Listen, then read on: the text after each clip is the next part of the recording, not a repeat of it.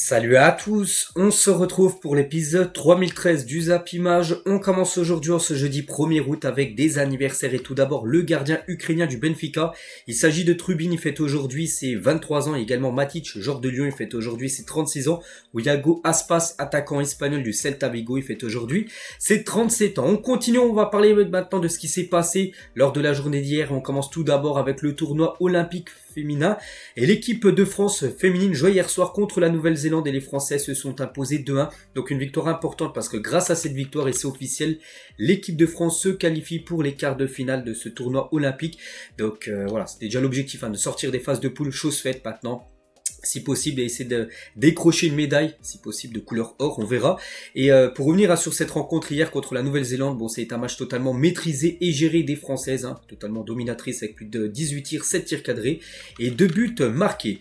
Et dans la même poule, donc il y avait la Colombie contre le Canada et c'est le Canada qui s'est imposé 1-0 lors de cette rencontre. Donc du coup, ce classement final de ce groupe où jouait l'équipe de France féminine, donc l'équipe de France féminine finit en tête avec 2 victoires et une défaite contre le Canada, donc 6 points. Pourtant, le Canada, si on regarde à la deuxième position, on peut voir que des V, elles ont gagné leurs 3 matchs, mais elles ont seulement 3 points. Pourquoi ? Parce qu'elles avaient pris moins 6 points, parce qu'en gros, leur sélectionneuse avait dit à un drone, enfin une société avec un drone, en gros, de superviser l'entraînement de la Nouvelle-Zélande, et du coup, elles ont été sanctionnées de moins 6 points, et même avec ces 6 points en moins, donc elles ont quand même pris 3 points, on va dire, et du coup, elles sont quand même qualifiées en tant que deuxième à cette équipe du Canada. N'oubliez pas que c'est elles qui ont gagné la médaille d'or, des derniers Jeux Olympiques. D'autres matchs dans le tournoi féminin, il y avait une belle rencontre, le Brésil contre l'Espagne, et c'est les Espagnols qui se sont imposés 2-0 lors de cette rencontre, un match totalement dominé, plus de 24 tirs, 10 tirs cadrés et 2 buts marqués. À noter que le Brésil sera le futur adversaire de l'équipe de France féminine en quart de finale, et à noter que le Brésil jouera sans sa joueuse légendaire Marta, parce qu'elle a reçu un carton rouge direct après cette jambe levée dans le visage d'une joueuse espagnole. Donc un moment brutal pour la Brésilienne qui dispute ses derniers Jeux Olympiques, et du coup elle sera suspendue contre l'équipe de France lors du quart de finale. Un autre match, le Japon contre le Nigeria féminin, c'est le Japon qui s'est imposé 3-1. À noter que les Américaines se sont également imposées 2-1 contre l'Australie. L'Allemagne s'est également imposée 4-1 contre la Zambie, et du coup on connaît les 4 quarts de finale de ce tournoi olympique version féminine. Donc tout d'abord France-Brésil, énorme match, ça sera samedi, et également à Espagne-Colombie. Donc si la France bat le Brésil, ça sera soit les Espagnols, soit la Colombie. Donc voilà, l'Espagne, c'est comme l'équipe qui a gagné la dernière Coupe du Monde il y a un an, et la Colombie, les Françaises les a affrontées en phase de poule, c'était le premier match, elles ont gagné 3-2 mais dans la douleur, donc on verra. Après ça se peut que ce soit le Brésil qui élimine la France, on verra. Et dans l'autre partie du tableau, il y aura un États-Unis-Japon et un Canada-Allemagne. Donc voilà, bonne chance bien sûr à l'équipe de France féminine. Donc ces 4 rencontres se joueront, les 4 rencontres se joueront toutes le même jour, samedi après-demain. On continue, on va parler d'autres matchs. Maintenant on revient sur le football masculin et sur des matchs amicaux, des matchs de pré-saison qui ont été joués la nuit dernière pour pas mal d'équipes qui font actuellement une tournée américaine. Et tout d'abord l'AC Milan contre le Real Madrid, et c'est l'AC Milan qui s'est imposé 1-0 contre le Real, et c'est Chukwueze l'unique buteur de la rencontre. Donc félicitations à l'équipe milanaise. Donc plus de 14 tirs, 4 tirs cadrés et un but marqué. Donc le Real Madrid, bon, ça a été un Real Madrid très remanié parce qu'il manquait beaucoup de joueurs. Regardez les deux compos de côté Milan, par exemple, donc Chukwueze a joué, ça a été le meilleur joueur du match parce qu'on peut voir qu'il a une note en bleu, donc c'est MVP, la meilleure performance. Et côté Real Madrid, donc l'attaque c'était Endrick qui a joué ses premières minutes. Du côté du Real Madrid, il y avait Arda Güler, il y avait Modric et Brahim Diaz. Donc il n'y avait pas de Vini, il n'y avait pas de Rodrigo, il n'y avait pas de Mbappé, il n'y avait pas de Bellingham. Ils sont encore tous en vacances, donc voilà, c'était quasiment une équipe bis du Real Madrid. Donc voilà, bon, il y avait Valero en défense, en titulaire. Normalement il y a Rudiger qui a commencé titulaire, et Courtois. Voilà, c'est les deux, peut-être même pas Vasquez, donc voilà, sinon c'était vraiment une équipe de remplaçants qui s'est inclinée. Et le premier 11 de la saison, voilà, pour le Real Madrid, il y a un certain Kylian Mbappé. Il a certainement regardé le match à la télé parce qu'il a mis à la Madrid, Vamos, bien sûr, il a soutenu ses nouveaux coéquipiers. Et Endrick, du coup, lui, il a fait ses premiers pas avec le Real Madrid, le jeune Endrick qui a joué, bien sûr, titulaire au poste de numéro 9, en attendant certainement Kylian Mbappé après qui sera le numéro 9 de cette équipe madrilène. Et Luka Modric qui a joué titulaire avec le brassard, c'est le capitaine, numéro 1 bien sûr, l'agent numéro 10, et donc ça il a joué un match de sa 13e saison consécutive du côté du Real. Et deux joueurs légendaires, deux clubs légendaires, Zlatan Ibrahimovic et Roberto Carlos, ont échangé les maillots du Real Madrid et de l'AC Milan lors de cette confrontation hier. Prochain match pour le Real Madrid, ça sera un classico contre le FC Barcelone. On continue avec Manchester United qui joue contre le Betis Séville, c'était pareil. C'était aux États-Unis. Manchester United s'est imposé 3-2. Donc Rashford, Diallo et Casemiro étaient les trois buteurs côté Manchester United. Voici les statistiques de la partie. Donc les tirs cadrés plus côté Manchester et plus de 7 tirs contre 3 seulement pour le Betis Séville et les compos de départ. Donc là aussi, des équipes encore où il n'y a pas encore tous les joueurs. Parce qu'il y a encore pas mal de joueurs qui sont en vacances. De côté Manchester, c'était Rashford qui a commencé titulaire avec Sancho, Eriksen et Diallo. Bon, c'était quand même une très belle équipe. Côté Red Devil et belle victoire. Et juste concernant cette rencontre, il y a eu encore pas mal de dégâts côté Manchester United. Parce qu'un joueur comme Marcus Rashford, il est sorti sur blessure. Et ça, c'est un coup dur parce qu'il n'y a pas que lui qui est sorti sur blessure. Donc il y a eu lui. Il y a également Anthony qui a été remplacé à la 62e minute de jeu. Donc il est rentré déjà en cours de jeu. Il a joué 25 minutes et blessé. Il avait le brassard, il a jeté le brassard au sol tellement qu'il était dégoûté d'être blessé. Il y a Lenny Yoro, il s'est pas blessé lors du match hier parce que c'était blessé lors du match précédent. Et Manchester redoute que Lenny Yoro se soit cassé le métatarse. Et ça, bien sûr, ce serait une énorme catastrophe pour Manchester United. Et il pourrait être absent pendant 2 mois et on parle même d'une durée de 3 mois d'indisponibilité pour Lenny Yoro. Un nouvel recrue du côté de Manchester et il pourrait louper les matchs quasiment jusqu'à novembre, voire décembre. Ce serait bien sûr une catastrophe pour Manchester et le Paris Saint-Germain qui était sur Lenny Yoro avait connaissance des fragilités de Lenny Yoro au métatarse, raison pour laquelle le club n'a pas souhaité atteindre le même prix que Manchester United pour le recruter, parce que Manchester, ils ont payé plus de 62 millions d'euros, c'est 62 plus 8 millions de bonus qui montent à 70 millions d'euros le transfert. Le PSG est intéressé, le PSG a fait une offre également, mais ils n'étaient pas prêts à monter autant parce qu'ils savaient le PSG, en gros qu'il avait des problèmes au métatarse, ce qui s'est, il s'est blessé là il y a quelques jours lors d'un match amical contre Arsenal. Donc voilà, concernant Lenny Yoro, on voit bien sûr beaucoup de force, et c'est vrai qu'il y a pas mal de blessés. Donc Lenny Yoro absent pendant 3 mois. Ojlund absent pendant 6 semaines en raison d'une blessure aux ischio-jambiers. Marcus Rashford a été remplacé hier et Anthony a été également remplacé hier. Donc ça fait quand même beaucoup de blessures du côté de Manchester. On continue cette fois-ci du côté de Chelsea contre Club América. C'est une équipe mexicaine, c'était la nuit dernière. Et Chelsea s'est imposé 3-0. Christopher Nkunku, de nouveau buteur. Il y a aussi Marc Guiu, l'ancien joueur du Barça, qui a également été buteur, et Madueke. Donc félicitations à l'équipe de Chelsea. Plus de 24 tirs, 10 tirs cadrés, 3 buts inscrits par les Blues. On peut voir les compos de départ de côté de Chelsea. Il y avait Nkunku, Madueke, Sterling et Guiu, qui a joué numéro 9 lors de cette rencontre. Et un autre match entre deux grosses équipes anglaises, donc Liverpool et Arsenal, c'était également un match amical, et c'est Liverpool qui s'est imposé 2-1, donc Salah et Carvalho ont été les deux buteurs contre un but de Kai Havertz côté Gunners. Voici les statistiques de la partie et les deux 11 qui ont commencé titulaires. Lors de cette rencontre, il y avait également le RB Leipzig qui a joué contre Aston Villa, une équipe qui va jouer la saison prochaine la Ligue des Champions. C'est le RB Leipzig qui s'est imposé 2-0. Et concernant les clubs français, bon, c'était pas aux États-Unis, mais c'était en Europe, par exemple, Toulouse qui prépare sa nouvelle saison, il joue contre Girona, une équipe qui a quand même fini 3e de Liga saison dernière, et Toulouse s'est imposé 4-0, c'était hier le match. Belle victoire. Bon, à noter que côté Girona, ils ont pris un rouge. Pourtant, c'était lors d'un match amical, je sais pas trop ce qui s'est passé, mais voilà, grosse victoire du TFC. Belle victoire aussi de Guingamp qui a mis un 3-0 au Stade Rennais, une équipe de Ligue 2. 3-0 contre une équipe de Ligue 1. L'équipe de Brest a joué un gros match contre Naples et c'est Naples qui s'est imposé 1-0. Raspadori, l'unique buteur de la partie, ou aussi une belle affiche entre deux clubs qui vont jouer la Ligue des Champions saison prochaine. Le Feyenoord contre l'AS Monaco, et c'est Monaco qui s'est imposé 3-0 lors de ce match. Et sinon d'autres rencontres que j'ai pas parlé, comme Reims qui s'est imposé 2-0. Saint-Etienne s'est imposé 2-1 du côté de Montpellier. La Géocère s'est imposé 2-1 contre l'équipe de Troyes. Ou par exemple Lyon a fait 0-0 contre le Torino, une équipe italienne.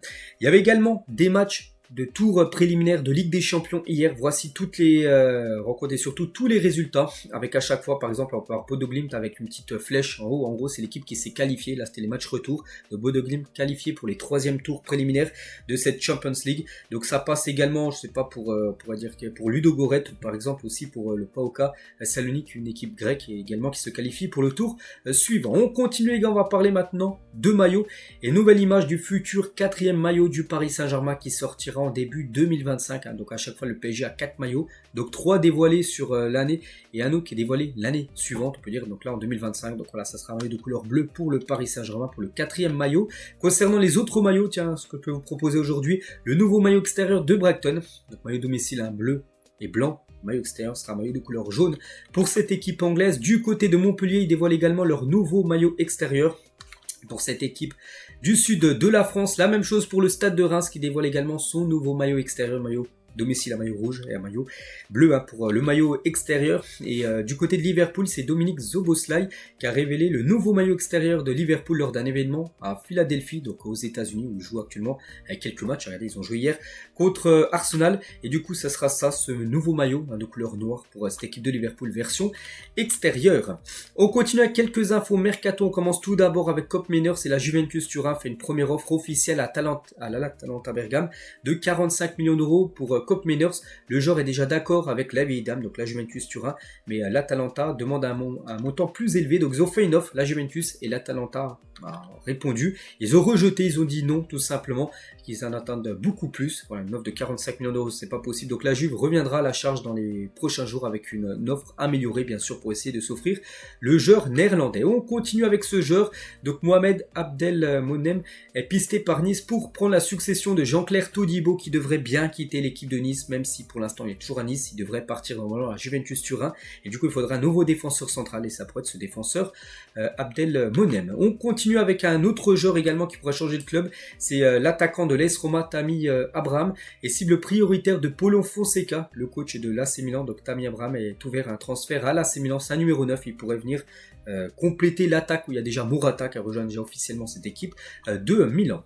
On continue, on va parler cette fois-ci du stade de Valence à l'arrêt depuis 15 ans quand même.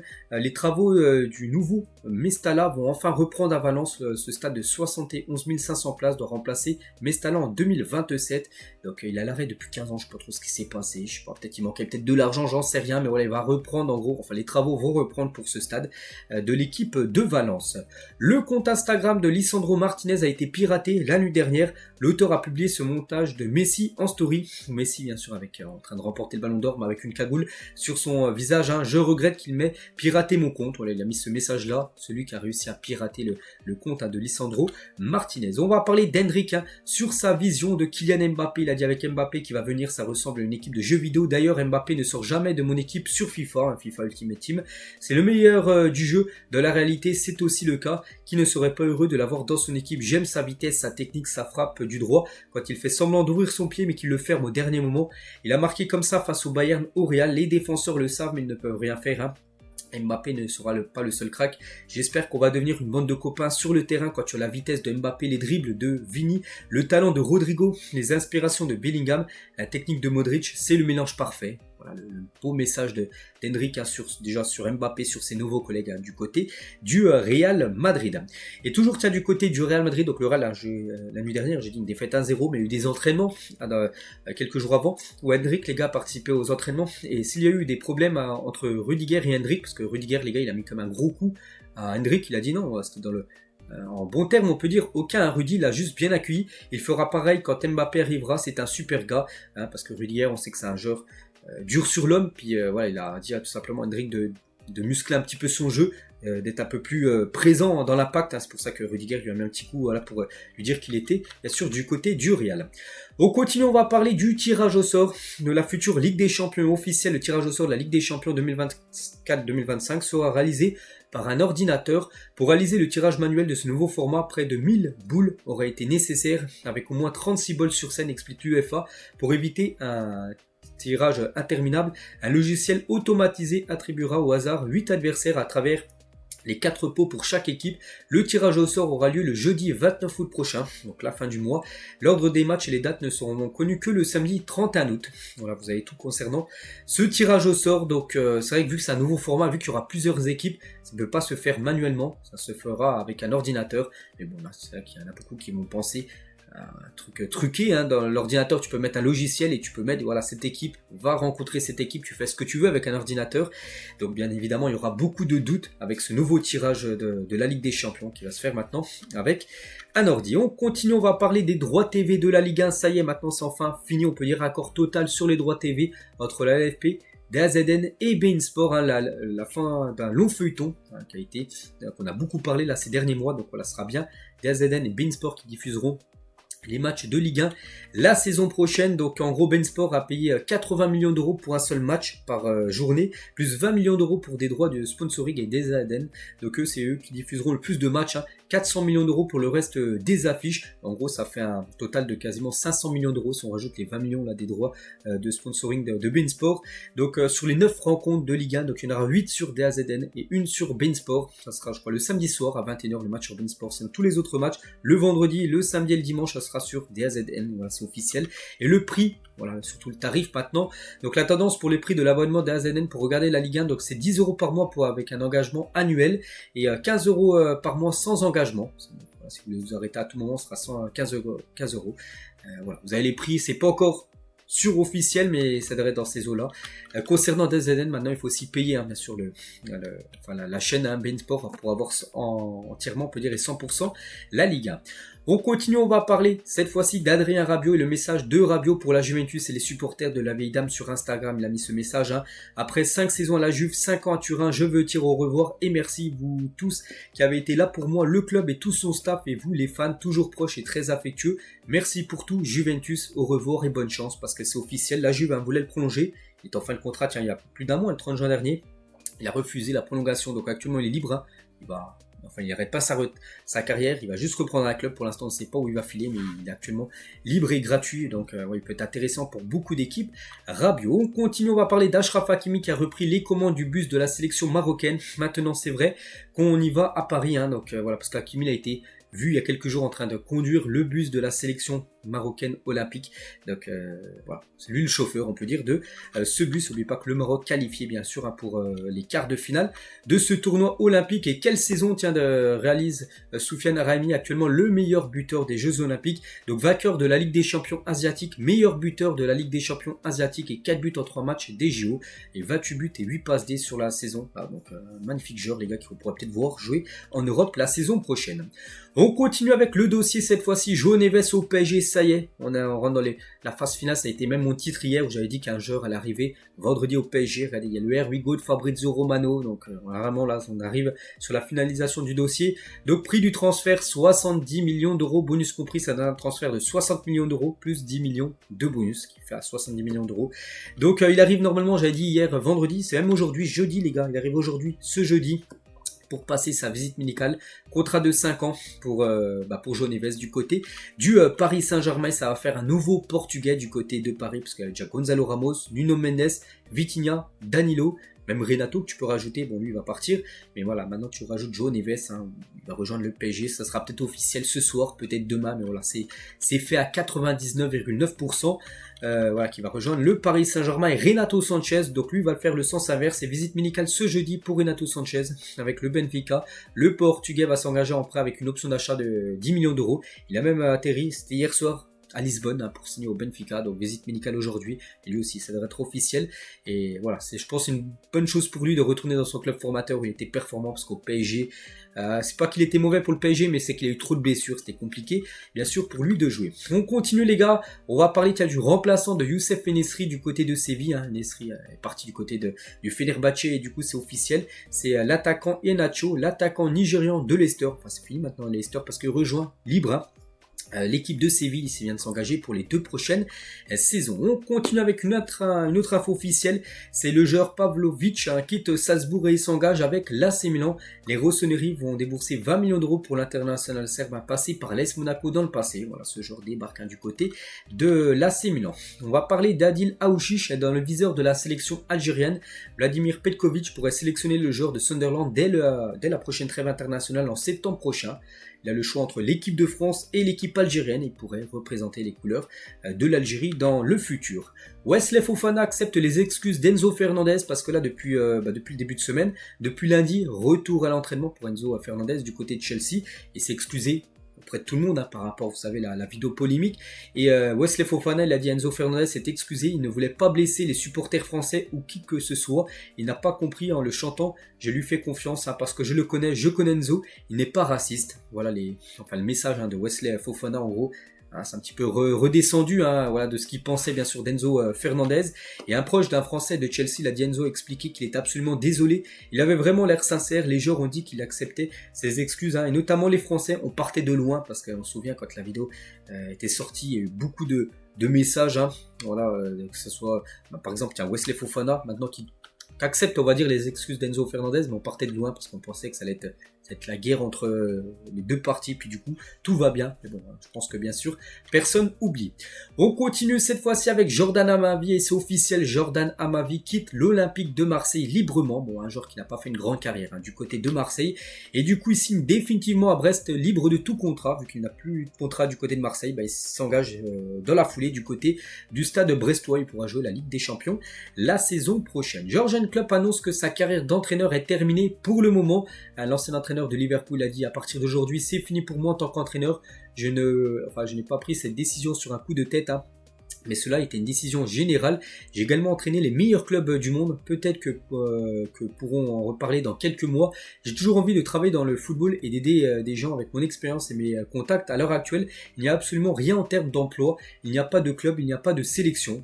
Ce qu'il a pu dire un jour dans le club. Pour l'instant, il l'avait dit. Hein, de toute façon, quand il avait quitté et avait annoncé son départ de Liverpool, hein, c'était déjà depuis février dernier. Il avait dit qu'en fin de saison, donc là le 30 juin, c'était fini. Et il veut prendre une année sabbatique, une année de repos.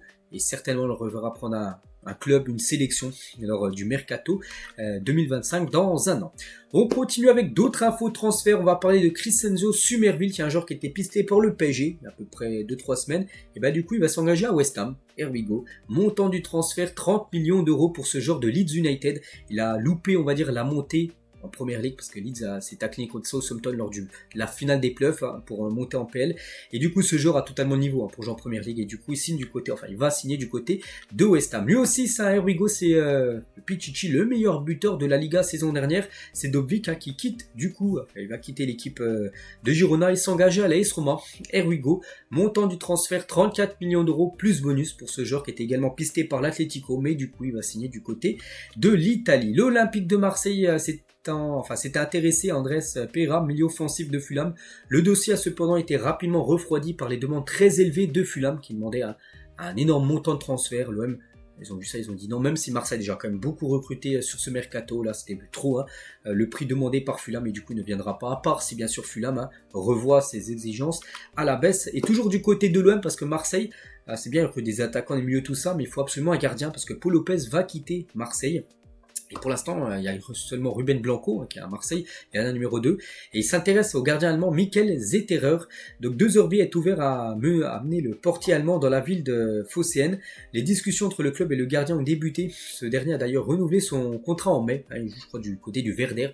Voilà un peu le logo. Voilà, l'OM est intéressé par ce gardien allemand. On continue avec Sancho, donc toujours pas d'accord entre le PSG et Jadon Sancho, parce qu'il y avait des rumeurs hein, depuis quand même quelques jours hein, que le PSG est intéressé, voilà, avec Sancho, tout ça. Il y a contact, ça c'est sûr, hein. Le joueur veut venir au PSG, mais pour l'instant toujours pas d'accord, on peut dire, entre toutes les parties pour finaliser le transfert. Toujours du côté du PSG, cette fois-ci dans le sens des départs. Et concernant Carlos Soler, on parlait tout à l'heure de Renato, qui allait certainement quitter Paris, bah lui aussi devrait partir. Il devrait partir peut-être à la Real Sociedad, voilà, Carlos Soler, pour lancer, on peut dire, sa carrière. Du côté de l'OM, a trouvé un accord avec Malmo pour le transfert de Derek Cornelius, donc défenseur de Malmo, une équipe suédoise, c'est un défenseur canadien. Montant de l'opération 4 millions d'euros, donc là c'est un transfert bien sûr peu élevé par rapport au montant, hein, quand on compare avec d'autres transferts comme Greenwood ou des joueurs hein, aussi qui ont été transférés pour plus de 20 millions d'euros. Donc le défenseur central est attendu ce week-end à Marseille pour finaliser sa visite médicale, sa signature tout simplement. C'est Fabrizio Romano qui envoie cette info, voilà, nouveau défenseur central du côté de Marseille. Léo Marchand avec un fan, bien sûr c'est Kylian Mbappé, parce qu'on parle beaucoup d'Mbappé bien sûr, mais on va parler aussi un peu de Léo Marchand, parce que juste il est avec Kylian Mbappé, parce que c'est un sérieux très grand sportif, même si c'est pas du football, hein, ce qu'il a encore réalisé hier les gars. Donc il a déjà gagné une médaille d'or 400 mètres 4 nages, hein, et hier il a gagné 2 courses, hein, 2 finales, 200 mètres papillon et 200 mètres brasse. Et pour l'instant, si on fait vraiment un bilan les gars sur les médailles, et ben, l'équipe de France a la 2e position juste derrière la Chine, mais Marchand les gars, lui seul les gars, il aurait 3 médailles d'or. Il sera actuellement à la 9e position au classement des médias, bien sûr. Énorme athlète, bien sûr, qui a pu faire une photo avec Kylian Mbappé il y a quelques temps. Officiel, Nani, 37 ans, signe dans le club de sa ville de naissance à Estrela da Amadora, une équipe bien sûr portugaise. Voilà, Nani qui a fait une magnifique carrière. Et encore là, Nani, on parle beaucoup de Ronaldo, même de Pep, de joueurs aussi portugais qui sont très âgés. Lui aussi, 37 ans, toujours en activité. L'ancien joueur de Manchester United.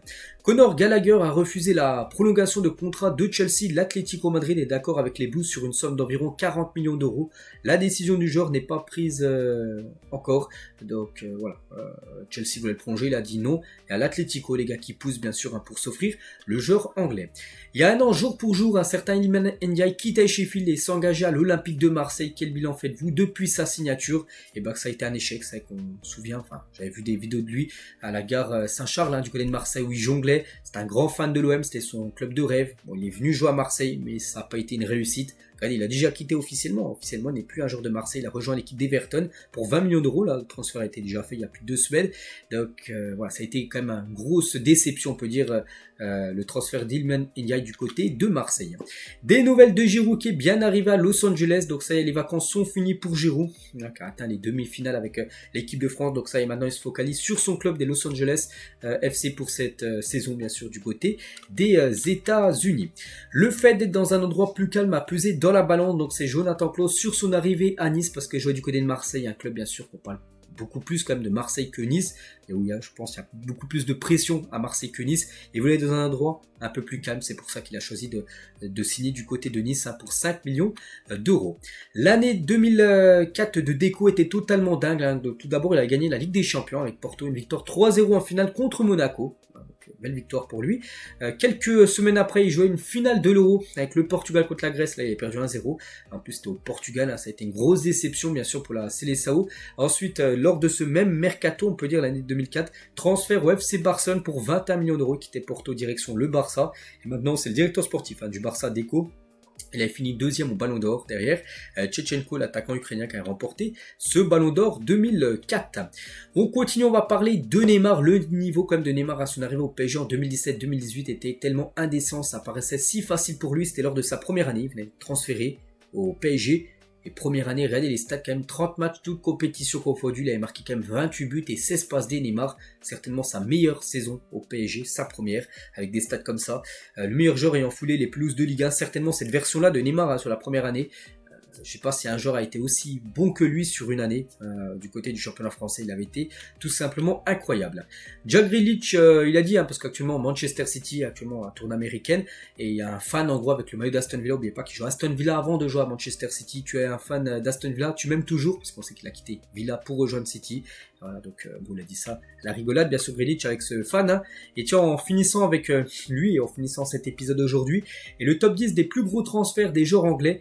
Et on parlait de Grealish et c'est toujours lui, le joueur anglais le plus cher de l'histoire du football, 117 millions d'euros de Aston Villa à Manchester City, devant Declan Rice, 116,6 millions d'euros de West Ham, Arsenal, et Jude Bellingham de Dortmund du côté du Real Madrid pour plus de 103 millions d'euros. On peut voir Harry Kane, Maguire, Sancho, Mason Mount, Sterling, Ben White ou même Raheem Sterling aussi qui ont coûté très très cher. Donc voilà, les top 10 des joueurs anglais les plus chers de l'histoire du football. C'est quand même que des joueurs là sur les 10 dernières années, que des transferts sur la dernière décennie. Donc voilà les gars ce qu'il y a à dire aujourd'hui. J'espère que ça vous a plu. On se retrouve nous demain, bien sûr, vendredi pour le prochain numéro. Je vous souhaite une très bonne journée et à demain.